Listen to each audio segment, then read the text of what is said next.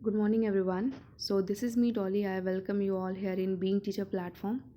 आज की वीडियो आप सबके लिए काफ़ी ज़्यादा इंपॉर्टेंट होने वाले हैं बिकॉज आज की वीडियो में मैंने 2019 के इंग्लिश के क्वेश्चन पेपर को डिस्कस किया है, यूपी टेट के क्वेश्चन पेपर को डिस्कस किया है, पेपर 1।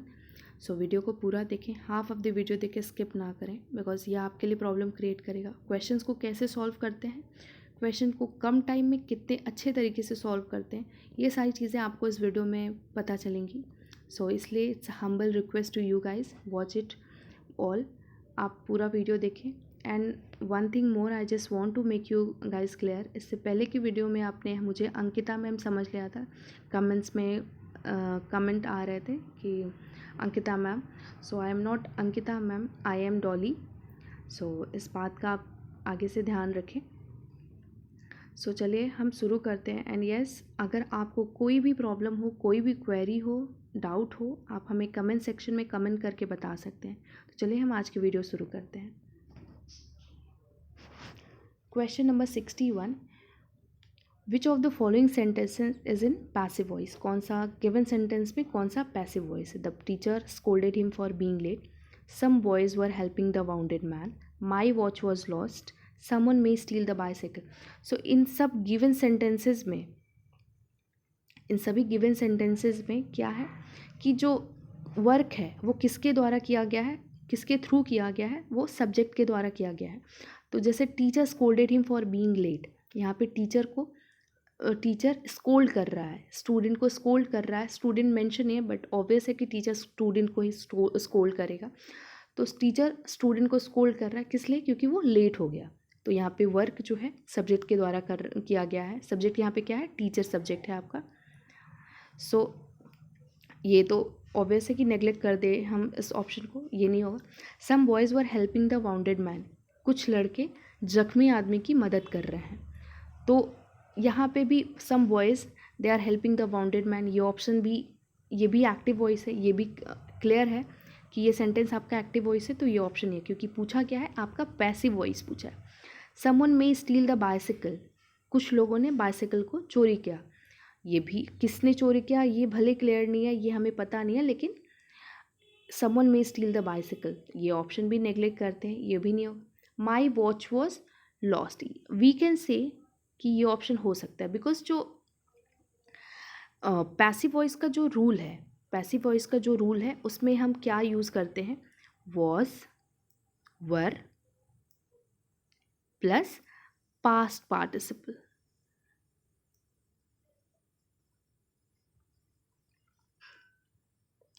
हमारा ये यूज़ होता है। तो हमारा जो वॉज किस सेंटेंस में यूज़ है हम ये देख लेंगे। अगर हम आपको अगर रूल पता है, पैसिव वॉइस का रूल पता है, तो आप इजीली सॉल्व कर सकते हैं। तो हमारा ऑप्शन 3 इज करेक्ट।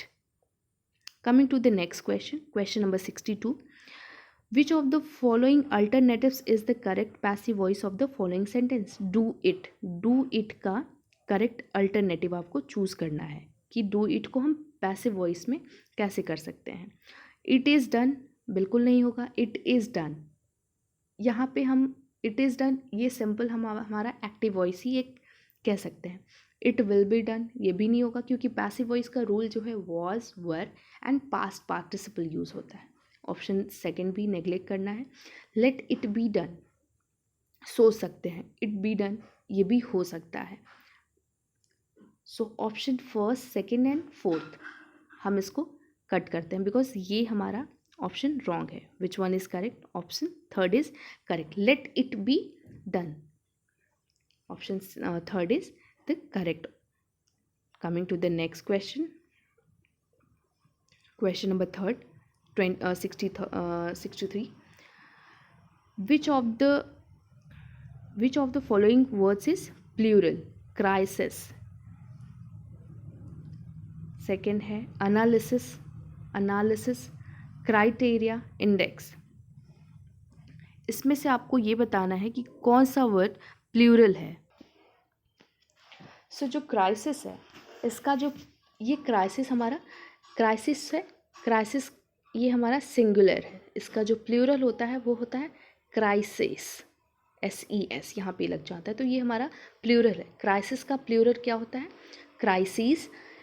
सेकंड है हमारा सेकंड है एनालिसिस। एनालिसिस का हमारा प्लूरल फॉर्म क्या हो जाएगा? एनालिसिस का हमारा प्लूरल फॉर्म क्या हो जाएगा?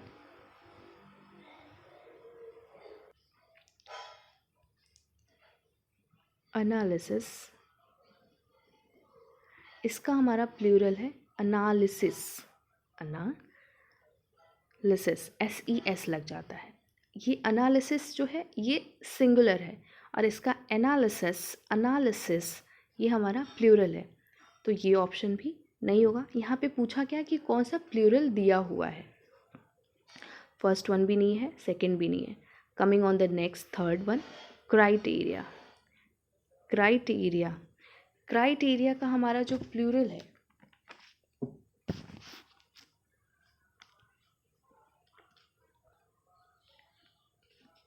क्राइटेरिया जो है वो क्राइटेरियन वर्ड का प्लूरल है। क्राइटेरियन, इसका प्लूरल है क्राइटेरिया। क्राइटेरियन जो है सिंगुलर है, क्राइटेरिया उसका प्लूरल है, तो हमारा करेक्ट ऑप्शन थर्ड है। इंडेक्स जो है, इंडेक्स सिंगुलर है, इंडेक्स का प्लूरल फॉर्म इंडिसेस होता है या इंडेक्सेस होता है। सो हमारा correct option is option third. Option third is the correct one. Coming to the next one, question number 64, which of the following nouns is in plural? कौन सा हमारा following noun plural form में है? So given options में electronics, billiards and news, ये जैसे हैं इसको हम ऐसे ही यूज़ करते हैं। ये प्लूरल सिंगुलर ये ऐसे ही यूज़ होते हैं। इलेक्ट्रॉनिक्स को हम इलेक्ट्रॉनिक्स ही लिखते हैं, बिलियर्ड्स को भी हम बिलियर्ड्स ही लिखते हैं, न्यूज़ को भी हम ऑफन ऐसे ही यूज़ करते हैं। But mice, the given option mice जो है ये हमारा प्लूरल फॉर्म है, तो ऑप्शन फर्स्ट जो है वो हमारा, सो हमारा ऑप्शन फर्स्ट करेक्ट है। Now coming to the next 64, 65।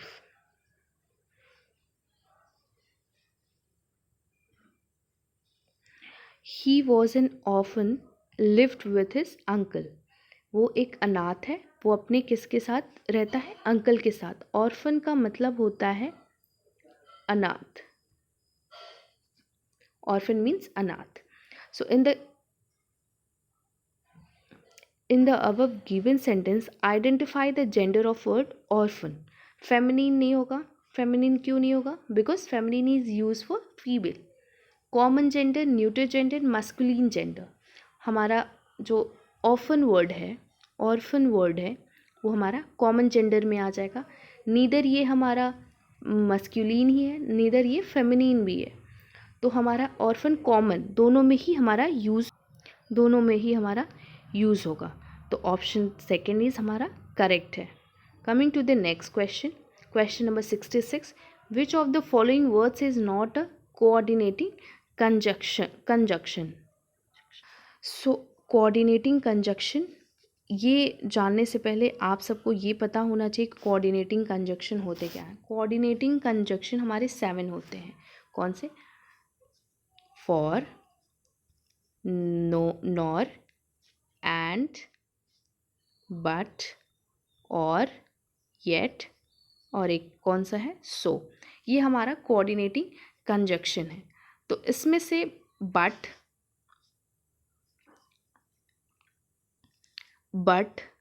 For, and, ये तीनों तो हमारे कोऑर्डिनेटिंग कंजक्शन दिए हुए हैं। बट इफ़ जो है वो हमारा कोऑर्डिनेटिंग कंजंक्शन नहीं है, बिकॉज इसमें क्वेश्चन में क्या पूछा है कि विच of the following words is not coordinating conjunction. तो कोऑर्डिनेटिंग कंजंक्शन है कौन सा? नहीं, तो यहाँ पे क्वेश्चन ऑप्शन नंबर सेकंड जो है हमारा करेक्ट होगा। Coming to the next question, question number 67, fill in the blanks with the appropriate prepositions. Appropriate preposition से हमें फिल करना है। Question number 67, his thirst knowledge left him no leisure anything else. Leisure का मतलब होता है छोड़ना, लाइक इस चीज़, इसने मुझे कहीं का नहीं छोड़ा, तो ये लेज़र, ये वर्ड यहाँ पे फिट बैठता है, ऐसे हम यूज़ करते हैं लेज़र टर्म का। सो हमारा जो गिवन सेंटेंस है इसके अकॉर्डिंग देखा जाए तो यहाँ पे सुटेबल कौन सा वर्ड है, यहाँ पे अप्रोप्रिएट प्रपोजिशन कौन सा होगा? हिज थर्स्ट at knowledge, बिल्कुल भी नहीं हो सकता. His thirst on knowledge, no, not at all. His thirst for knowledge, we can think about this, सोच सकते हैं कि ये हो सकता है, possibilities हैं. His thirst by knowledge, बिल्कुल नहीं. By means द्वारा, so something which is by possible ही नहीं है. तो हमारा for जो है यहाँ पे suitable है. For his thirst for knowledge left him no leisure for anything else. तो हमारा करेक्ट ऑप्शन क्या है? ऑप्शन नंबर थर्ड करेक्ट है. Coming to the next question, question number 68.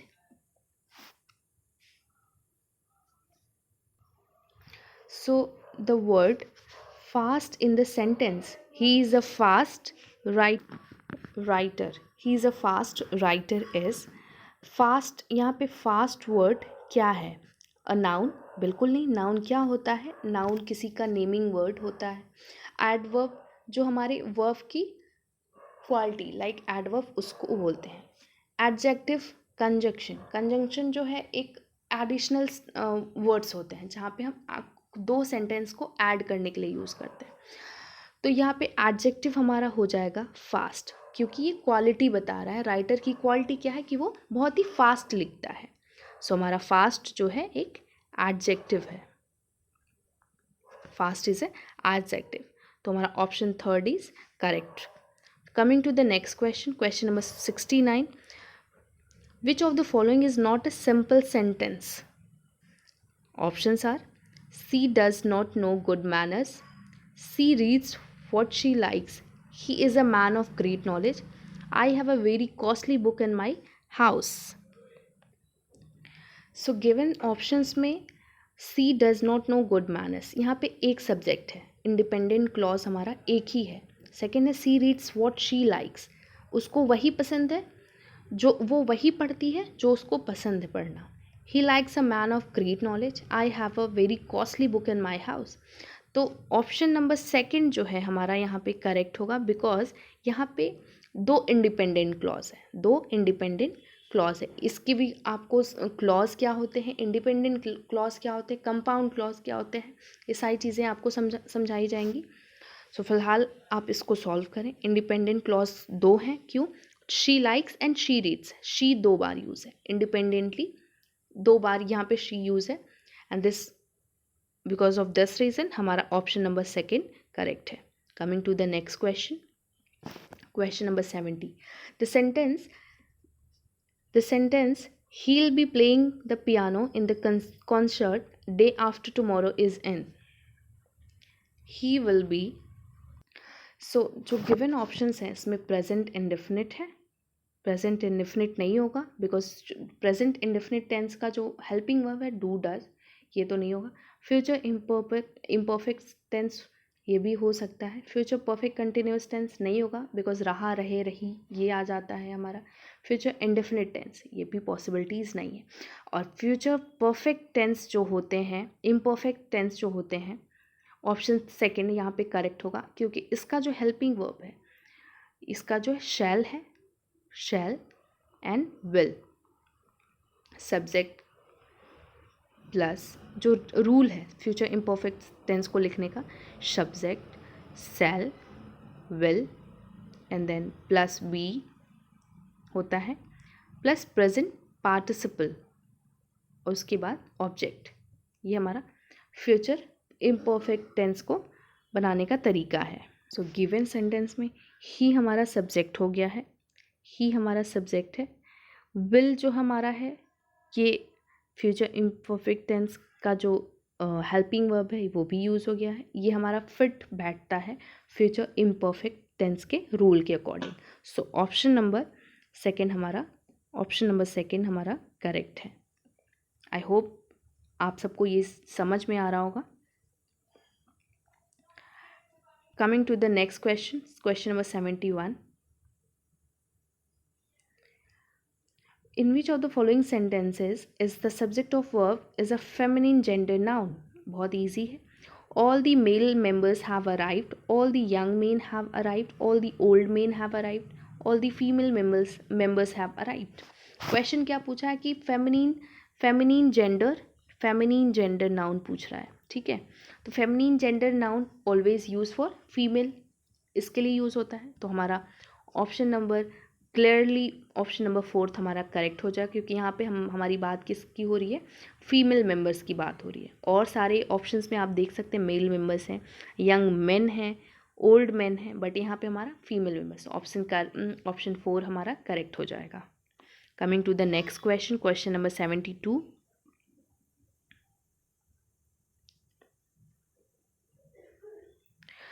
The method of teaching in which the teacher tries to establish a link between the foreign language word and the object without the interference of the learner's mother tongue is called। वो method, teaching का वो method जिसमें क्या करता है, teacher क्या try करता है, एक लिंक बिठाने की कोशिश करता है, एक लिंक बिठाने। क्वेश्चन को हम एक बार और पढ़ लेते हैं। The method of teaching in which the teacher tries to establish a link between the foreign language word and the object without the interference of the learner's mother tongue is called। वो method, teaching का वो method जिसमें teacher क्या करता है, एक link establish करने की कोशिश करता है विदेशी भाषाओं में, एंड द ऑब्जेक्ट बिना किसी इंटरफेरेंस के, लर्नर के जो सीखने वाला होता है उसके बिना, किसी उसकी मदर टंग के बिना किसी इंटरफेरेंस का वो जो लिंक बिठाने की कोशिश करता है उसको हम क्या कहते हैं। तो वो एक डायरेक्ट मेथड में आ जाता है। हमारा ऑप्शन 4 जो हो जाएगा वो करेक्ट हो जाएगा। Coming to the next question, if you are question number 73, if you are testing your students comprehension of written English, you are testing their understanding of what they have just तो read, listen to, spoken, written। तो जब भी हम comprehension test करते हैं किसी भी written English का, तो उसको हम ऑलवेज क्या करते हैं, रीड करते हैं, ना कि लिसन, कोशिश, स्पोकन, रिटन। ये सारी चीज़ें तो हम करते ही करते हैं, बट मोस्ट ऑफन क्या होता है उसमें, रीडिंग का होता है। तो रीड करते हैं कॉम्प्रिहेंशन। सो हमारा option number first is correct. Coming to the next question, question number 74।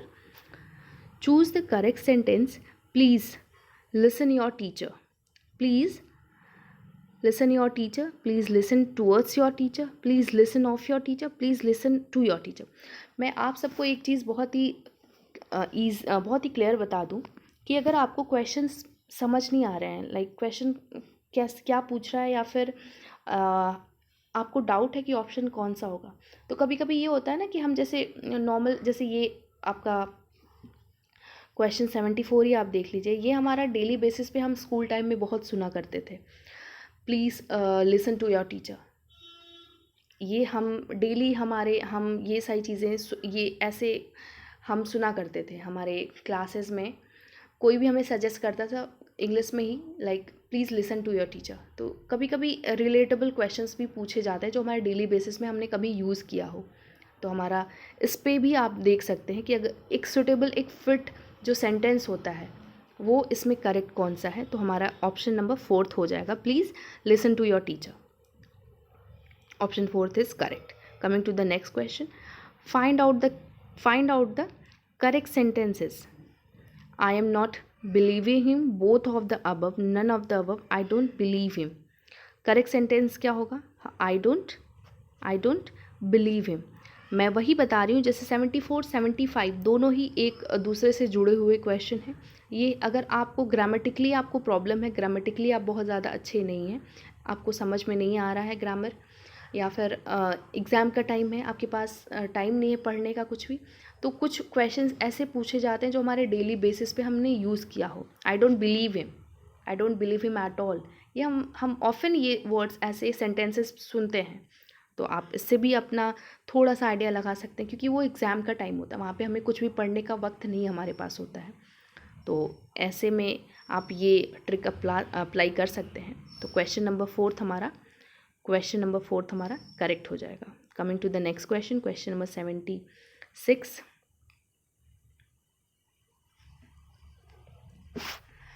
Which of the following alternatives is grammatically correct. यहाँ भी हमें ग्रामेटिकली करेक्ट कौन सा ये बताना है।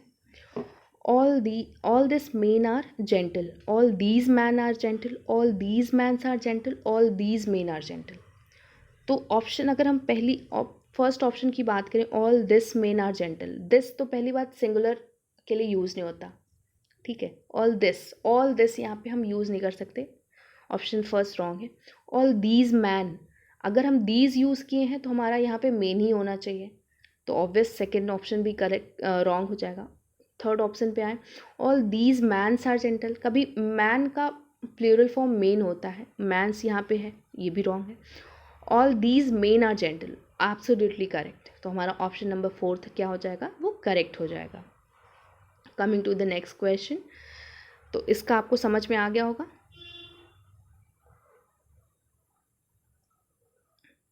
ऑप्शन क्वेश्चन नंबर 76 का ऑप्शन नंबर 4 हमारा करेक्ट है. Coming to the next question, fill in the blanks with appropriate preposition. Appropriate preposition को यूज़ करना है. प्रपोजिशंस तो सारे हैं, बट अप्रोप्रिएट प्रपोजिशंस कौन सा है जो हम यूज़ कर सकते हैं. एट, ऑन, अपॉन, इन, कौन सा है. तो पहले सेंटेंस पढ़ लेते हैं. He came to me midnight, blank space है. He came to me on midnight, on वो मेरे पास रात पर आया, ऑन मीन्स पर नहीं. अपॉन आया, ये भी रॉन्ग होगा. में आया, इन नहीं. एब्सोल्युटली परफेक्ट जो हमारा यहाँ पे फिट बैठता है वो है at. He came to me at night, यहाँ पे हो जाएगा एट. ऑप्शन नंबर फर्स्ट हमारा करेक्ट हो जाएगा. Coming to the next question, which of the following sentence does not have an adjective clause. कौन से फॉलोइंग सेंटेंस, गिवन सेंटेंसेस में से किसके पास एडजेक्टिव क्लॉज नहीं है. I love the man who is truthful, I met him where he lived, I met him in Prayagraj which is holy city, the man who is truthful is loved by all. So यहाँ पे option two हमारा correct होगा. I met him where he live, दो यहाँ पे adjective clause ये नहीं है. ट्रुथफुल, होली, ट्रुथफुल तीनों ही हमारा एडजेक्टिव है, बट यहाँ पे I met him where he live, this is absolutely not an adjective clause. Option second is correct. Coming to the next question, question number 79, fill in the blanks with correct preposition. He is junior to me, he is junior, sorry मैंने answer ही बता दिया, but he is junior from me तो नहीं होगा, with me तो नहीं होगा, देन मी नहीं होगा. एब्सोल्युटली टू यहाँ पे यूज़ होगा. ऑप्शन नंबर थर्ड यूज़ होगा. कभी कभी एग्ज़ाम्स में आप अपने दिमाग के भी सुन लिया करें.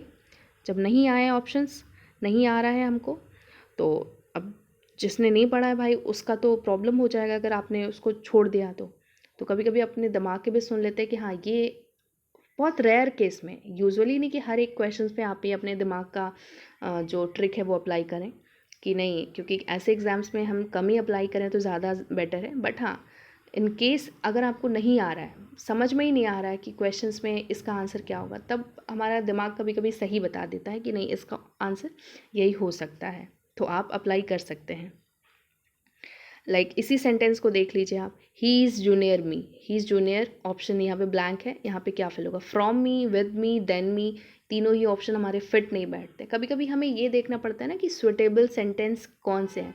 लाइक एक परफेक्ट सेंटेंस जो होता है कि जैसे हम बोल रहे हैं, कुछ भी बोल रहे हैं, राम खाना खाएगा, खा चुका, लाइक नहीं, ये तो एग्जाम्पल्स नहीं है. लाइक कुछ ऐसे, कोई ऐसे सेंटेंसेस जिसको बोलने में भी हम बोल रहे हैं तो वो एरर साउंड कर रहे हैं, एरोटिक साउंड कर रहे हैं, मतलब रॉन्ग साउंड कर रहे हैं. तो जैसे ही is junior from me, he is junior with me, he is junior than me, ये तीनों ही बहुत ही एरर साउंड कर रहे हैं. तो अगर करेक्ट बोला जाए, करेक्टली स्पेल्ड किया जाए, तो इसको हम यहाँ पे टू यूज़ करेंगे. He is junior to me. Coming to the next question, question number 80. Fill in the blanks with correct conjunction. Either he is mad, he feigns madness. तो हमेशा एक चीज़ आपको ध्यान रखनी है कि ईदर के साथ हमेशा और का यूज़ करते हैं, नीदर के साथ हमेशा नॉर का यूज़ करते हैं। तो आपको अभी पता चल गया होगा कि ईदर ही इज़ मैड और ही फेंस मैडनेस। हमारा ऑप्शन नंबर थर्ड करेक्ट हो जाएगा। Question number 81। यहाँ पे पैसेज दिया हुआ है, तो पैसेज को आप वीडियो को पॉज करके 2 मिनट आप रीड कर लीजिए, उसके बाद क्वेश्चन पे आइए। बट कोई बात नहीं, कब एग्ज़ाम्स में आपको ये नहीं करना है कि आप पैसेज को पूरा पढ़ें, एक टाइम बहुत ज़्यादा लगता है, टाइम गेनिंग होता है, तो आप उसको डायरेक्ट आपको क्वेश्चन पे आना है, ठीक है। डायरेक्ट क्वेश्चन पे आना है, क्योंकि क्वेश्चंस कभी कभी क्या होता है ना कि क्वेश्चंस हमारे पैसेज में ग्रामेटिकली भी पूछे जाते हैं कि तो आपको पैसेज से रिलेटेड पूछा जाएगा, बट जब आपको ऐसे क्वेश्चंस आए कि हाँ आपको पैसेज से आंसर देना, तब आप एक बार पैसेज को देख लीजिए, बट उससे पहले आपको क्वेश्चंस को रीड करना है। तो क्वेश्चन क्या है, the word strength is, strength word यहाँ पे पूछा गया है, स्ट्रेंथ वर्ड क्या है। तो हमारा स्ट्रेंथ जो है वो एब्स्ट्रैक्ट नाउन है। क्या है, मटीरियल नहीं है, कलेक्टिव नहीं है, कॉमन नहीं है, हमारा क्या है, एब्स्ट्रैक्ट नाउन है। Option second is correct. So अभी नेक्स्ट क्वेश्चन पे आते हैं, 82। One who does not take revenge is a strong man, a foolish man, a foe, a weak man. Strong man, foolish, जो बदला नहीं लेते हैं, उनको हम क्या बोलते हैं, मूर्ख, एक दुश्मन, एक वीक। दुश्मन तो ऑब्वियस है कि आप ये नेचुरली आप इस क्वेश्चन को अगर देखें तो रिलेट करें, तो फुलिश जो मूर्ख क्या वो बदला नहीं लेता है, दुश्मन बदला तो ऑब्वियसली लेगा। वीक मैन जो कमज़ोर व्यक्ति है वो बदला नहीं लेता है। अगर आप कंफ्यूज हैं कि बदला तो दो नहीं ले सकते, a weak man and a strong man, तो आप पैराग्राफ को एक बार देख लीजिए। यहाँ पे दिया गया है, to forgive an injury is often considered to be sign of weakness, it is really a sign of strength. Basically अगर देखा जाए तो जब हमें कोई घाव देता है, कोई हमें इंजर्ड करता है, तो अगर हम उसको माफ़ कर दे रहे हैं तो ये क्या है, साइन ऑफ वीकनेस होती है? बिल्कुल भी नहीं, ये साइन ऑफ क्या होती है, स्ट्रेंथ होती है। अगर हम किसी को फॉरगिव कर रहे हैं, अगर हम किसी को फॉरगिव कर दे रहे हैं, तो वो हमारा क्या होती है, forgiveness is the sign of strength. हमारा क्या है, साइन किसकी है, स्ट्रेंथ की साइन है। ये हमारी स्ट्रेंथ है कि हम उसको माफ़ कर रहे हैं। तो हम यहाँ पे क्या हो जाएगा, option number first is correct. Question number 83।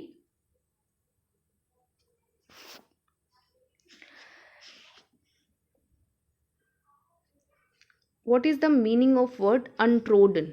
Untrodden का मतलब क्या होता है? सो अनट्रोडन का मीन्स क्या होता है, explode,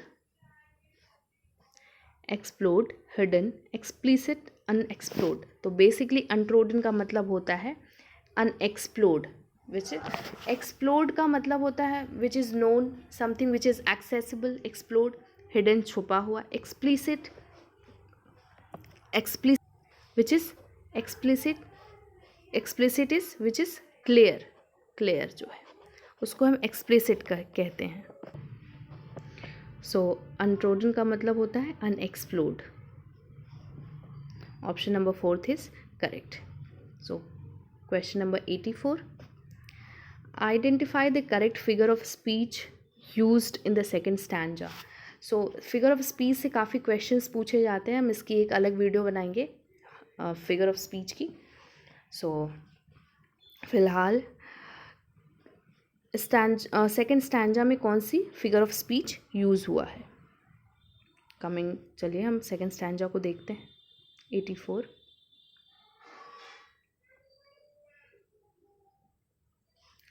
a wallet by mossy stone, half hidden from the eye, fair as a star when the only one is shining in the sky।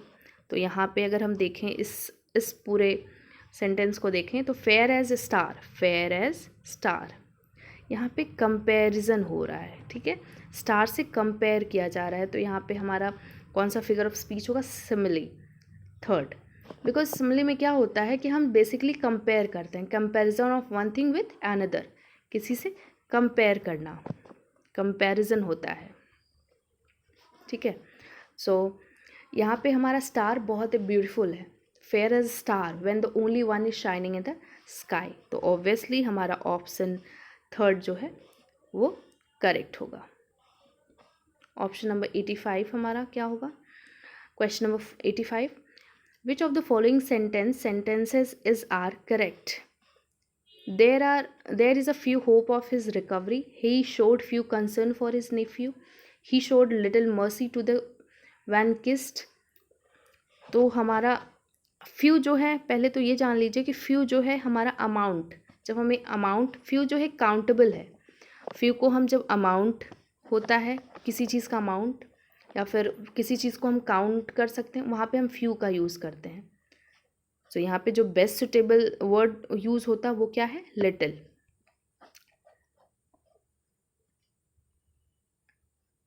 Little का यूज़ करते हैं हम, यहाँ पर लिटिल यूज़ होना चाहिए था। सो हमारा इस तरीके से देखा जाए तो ऑप्शन नंबर थर्ड करेक्ट है, he showed little mercy to the vanquished. So option number third, option number third हमारा करेक्ट है, he showed little mercy to the vanquished. Question number 86,